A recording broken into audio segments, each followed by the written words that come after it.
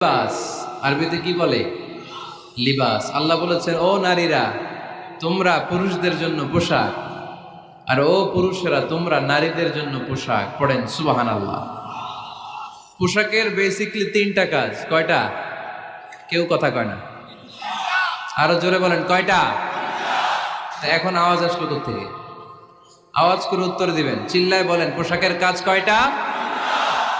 এভাবে শেষ পর্যন্ত খোঁচায় যেন সাউন্ড বের করা না লাগে, স্বপ্রণোদিত ভাবে উত্তর করবেন, ক্লাসের মতো হোক। তিনটা কাজ। এক নম্বর কাজ হচ্ছে পোশাক ইজ্জতের আবরু, লজ্জাস্থান ঢেকে রাখে, ঠিক কিনা? আমাদের লজ্জাস্থান ঢেকে রেখেছে আমাদের পোশাক। ঠিক তেমনি স্বামী তার স্ত্রীর ইজ্জত হেফাজত করে, স্ত্রী তার স্বামীর ইজ্জত হেফাজত করে, স্বামী তার স্ত্রীর চরিত্র হেফাজত করে, আর স্ত্রী তার স্বামীর চরিত্র হেফাজত করে। এজন্য আল্লাহ একে অপরের উদাহরণ